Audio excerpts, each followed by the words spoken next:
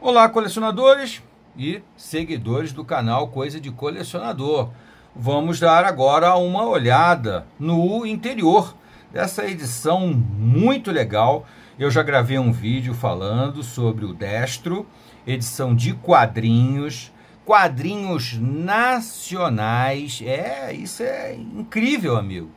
É muito incrível, quadrinhos nacionais de altíssima qualidade e com uma pegada adulta, uma história de quadrinhos para adultos. Eu sei que existem outras histórias em quadrinhos produzidas no Brasil, algumas até de qualidade, mas geralmente direcionadas a um público mais infanto-juvenil. Para adultos, a coisa afunila mais, é mais raro e quando vem sempre enviesado, né, para a esquerda, com aquela ideologia toda embutida e tal. Aqui você finalmente tem uma opção, realmente uma opção. Até a editora se chama Editora Opção C, com a bandeirinha do Brasil aqui. É uma maneira de você ter uma opção de ler alguma coisa diferente daquela mesma ideologia socialista, comunista, né, progressista, com todos aqueles valores que estão sendo empurrados goela abaixo de todos nós há mais de 20 ou 30 anos, tem muito tempo. Então me deixou muito impressionado quando eu me deparei com o Destro. O Destro, que na verdade é mais uma confirmação de que eu cheguei no final da festa. O Destro, esse aqui é o volume 1, mas na verdade antes dele saíram 3 volumes do Doutrinador, também pela mesma editora, e também do Luciano Cunha, que vem fazendo um trabalho como quadrinista brasileiro, como escritor brasileiro, extraordinário, desde 2015, mais ou menos, talvez até antes.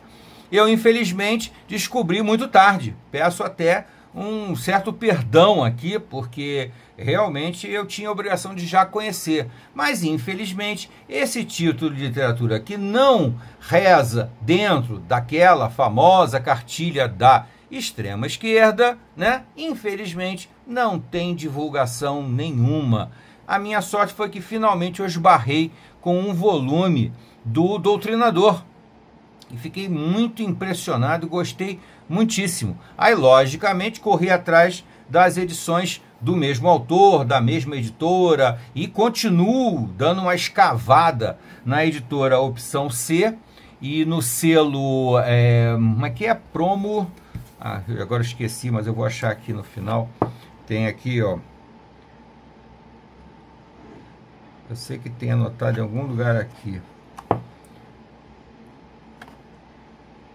Onde você pode encontrar. Esse aqui, como vocês veem, é uma edição de tipo Catarse, né? Que você faz você faz uma vaquinha digital, né? Para compor, para produzir a edição. Infelizmente agora aqui não vai me lembrar. É promo. Super Promo, se eu não me engano é Super Promo, é isso aí. Super Promo é um selo que você também vai encontrar no Instagram, vai encontrar em vários locais. E também a editora, essa sim, a Opção C Editora. E também Destro Quadrinhos no Facebook e no Instagram Destro Quadrinhos, tá? Isso é muito importante. Destro que tem um codinome, o Martelo da Direita. É um espetáculo isso aqui. Já começa bonito aqui pela capa, né? A capa é muito bonita. Com aqui o João Destro, meu xará aqui. O João Destro aqui na cabeça do Karl Marx, né? O patriarca da política, da ditadura da extrema esquerda, né? Da ditadura comunista, socialista, como você quiser. E aqui o que ele faz uma abertura, né? Num mundo onde o socialismo venceu, ele é a última chance de liberdade, do Luciano Cunha e do Michel Gomes, aqui na primeira edição, tá? Aqui no final, eu até já fiz um vídeo que eu comentei mais esses detalhes, eu não vou repetir não. Eu achei muito interessante o selinho, atenção, conteúdo antimarxista. Quer dizer, se você é de extrema esquerda, é um fanático, nem pega, não vai ler, porque você vai ficar com raiva. e não vai ficar nada feliz e vai gastar seu dinheiro à toa. Agora, se você é uma pessoa, um conservador de direita, se você é pelo menos uma pessoa equilibrada, que gosta de ouvir os dois lados, é uma oportunidade muito boa de você entender por que a direita e os conservadores estão nessa luta tão feroz contra a extrema esquerda, contra o socialismo, o progressismo e o comunismo e o nome que eles quiserem dar. Muito bem, vamos dar uma olhada no miolo. Aí a edição, aquela edição básica estilo Panini, né? Não tem nada demais. A capa lombada quadrada, aquele mesmo erro das editoras brasileiras, né? Que tem essa mania de botar o título aqui na lombada de cabeça para baixo. Nunca vou entender por quê. Gostaria que um dia algum gênio da editoração me explicasse por que não é escrito de cima para baixo e não de baixo para cima. Porque quando você apoia o livro, o título fica de cabeça para baixo. Se você tiver o hábito de empilhar os seus quadrinhos para guardar, você vai ter que botar de cabeça para baixo. Se você puser de cabeça para cima, vai ficar com o título ao contrário, mais difícil de ler, né? Bom, deixando essa burrice editorial, vamos aqui então. As guardas não tem nada de excepcional, apenas uma propagandazinha bonitinha da opção C editora. Aqui uma imagem bem emblemática, que isso aqui daria camiseta pra caramba, ia vender a beça. E eu, como disse, entrei no final da festa, então a primeira edição saiu em julho de 2020. Essa que eu tenho aqui é uma segunda reimpressão, já de 2021. Realmente eu cheguei no final da festa, mas vamos lá. E aqui, já na abertura, algumas coisas muito interessantes, né? Essa abertura que ele faz aqui, não há diferença entre comunismo e socialismo, exceto nos meios para atingirem seu propósito final. O comunismo escraviza o homem pela força, o socialismo pelo voto. Meu amigo. É meramente a diferença que existe entre assassinato e suicídio. Bom, aqui ele já vai citando os grandes ditadores comunistas, né? Um dos mais famosos, Mao Tse-tung, que matou 70 milhões de pessoas. Stalin, Joseph Stalin, 43 milhões de mortos. Pol Pot, o Khmer Vermelho, né? 2 milhões de mortos. Fidel Castro, uma ilusão dos anos 60, 136 mil mortos, mais de 100 mil presos políticos. Nicolás Maduro, o novíssimo contemporâneo ditador da Venezuela, 9.647 mortos e contando, porque não acabou ainda não. Além de 15.045 presos políticos, 4 milhões de refugiados, de exilados. Ainda bota que dados não atualizados pela dificuldade de acesso aos números reais do regime. Bom, e aí começa a história. Ele faz aqui um trabalho muito bacana, trazendo algumas reportagens. Bom, roteiro, Luciano Cunha, nossa, super aprovado. O roteiro é espetacular. Tem aquela narrativa que eu sempre digo para vocês. Qualquer obra para ser adulta não tem nada a ver com os temas ou com a abordagem. Você pode contar Chapeuzinho Vermelho para uma criança e para um adulto. Você pode contar, sei lá, a vida de Tolstói para uma criança e para o adulto. Depende da forma como você vai narrar. Né? A forma de uma criança é uma forma linear, simples, usando palavras mais simples, nada de fazer idas e vindas no tempo, você tem que contar de uma forma cronológica. Já se você vai contar para o adulto, não. Aí você vai fazer uma mistura aí, vai usar uma linguagem mais sofisticada, vai fazer referências e inferências, referências ao mundo exterior, vai trazer inferências pessoais para a história, você vai complicar, digamos assim, a leitura para um adulto. Para uma criança, você vai simplificar. Na narrativa aqui, que eu já comentei no outro vídeo, vou comentar aqui não, a narrativa é bem adulta. Ele não tem preocupação de ser muito claro com você. Você que tem que tentar entender a história. Então, a história é contada em vários momentos da vida do personagem, tá? É contado com ele no momento atual e com revelações do passado dele gradualmente, tá? Eu agora já li o número 2, então alguma coisa já está misturando o número 1 com o número 2. Eu peço desculpas a vocês, tá? A desenhos do Michel Gomes, muito adequado para essa edição, um desenho que não só é bonito, é bem feito, é caprichoso, é artístico pra caramba, mas também que é adequado ao tema, à história. Isso é muito importante. Muitas vezes, nas histórias de super-heróis, você vê desenhos que parece que não combinam com a história. Tem uma pegada, às vezes, meio de mangá, meio de diversão, meio de charge, meio de crítica, e na verdade a história é uma história séria, uma história mais complexa, então às vezes o traço não combina com a história. Nesse caso aqui, não, está absolutamente adequado.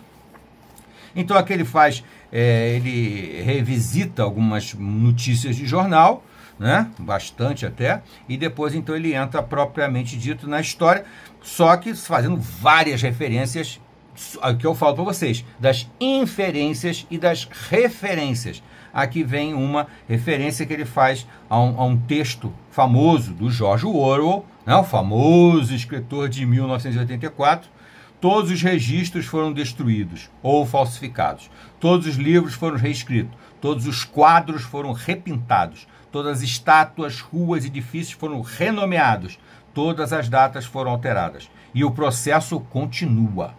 Dia a dia, minuto a minuto, a história se interrompeu. Nada existe além de um presente interminável no qual o Partido Comunista tem sempre razão. Isso aqui é exatamente o retrato não só do Brasil, mas de muitos países do mundo atualmente. E muitos dos países do mundo que não são ditaduras, tá, gente? Alemanha, França, outros países da Europa, Inglaterra, até os Estados Unidos, passam por um momento parecido com esse aqui, sem ser de uma maneira ostensiva, agressiva, é de uma maneira subreptícia, é de uma maneira sutil, discreta, que vai penetrando como se fossem uma teia, né? Uns tentáculos. Muito bem.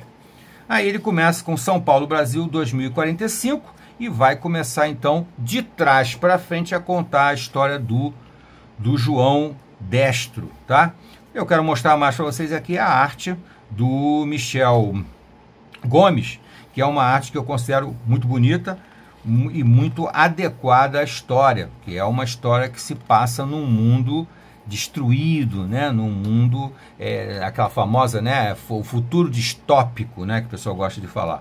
Então é num futuro pós-apocalíptico em que ele começa a história dele, porém ele vai reviver o passado, ele vai contar o passado para nós, tá? A história realmente é muito empolgante, tem várias reviravoltas, tem bastante ação. Ele não é, o João Destro não é um super-herói, ele é um herói apenas, mas um cara, né, com aquele treinamento militar, com muita habilidade, que sabe manusear armas muito bem e que tem uma resistência física um pouco acima da média. Uma coisa interessante aqui é porque ele vai citar, já está até aparecendo aqui, o Doutrinador, que é o primeiro personagem criado pelo Luciano Cunha, né? Apesar de que o Doutrinador, a história do Doutrinador se passa no nosso tempo e a do João Destro no futuro, 2045, né? Mas ele vai fazer, eu não sei em que momento exatamente, ele vai fazer uma conexão mais completa entre o Doutrinador e o João Destro. E é excepcional você ver que ele faz todo aquele trabalho que quem, por exemplo, gosta de Frank Miller, né, vai sentir uma leve semelhança na forma de narrar do Frank Miller, do Cavaleiro das Trevas, do Batman, né, que também se passa num futuro distópico, né, em que o Batman tem que voltar porque a justiça se perdeu e tudo mais, mas então tem uma certa semelhança. E o mais importante aqui nesse vídeo é vocês observarem a arte. A arte é realmente muito realista. Eu costumo chamar de uma arte fotográfica, retratista, porque tem a preocupação de não iluminar demais e sim mostrar as cenas o mais realista possível, tá? Então aqui está uma pequena amostra, aqui tem um pós-fácil, muito interessante, também para posicionar você dentro da história, né? Aqui um desenhozinho dos autores, o Luciano Cunha e o Michel Gomes, e aqui eu achei muito interessante também, Polícia Política do Brasil. Esses aqui, ó, É como se fosse um relatório da polícia com todos os culpados, com todos aqueles que devem ser perseguidos pelo regime, porque ajudaram a financiar essa obra sensacional que é o Destro, o martelo da direita. Aqui as redes sociais do universo do Destro, né? Você vai encontrar muita semelhança com as nossas, né? Não tem diferença nenhuma. Tá bom, gente? Fica essa dica aqui do canal Coisa de Colecionador. Indico demais para vocês o Destro, logicamente, né? Mas, de qualquer forma, indico demais o Destro para vocês. Já li o volume 2, também é muito bom. Depois eu vou gravar um vídeo. Chegou até aqui? Deixa o seu gostei. Não gostei? Faz parte da brincadeira. E até a próxima.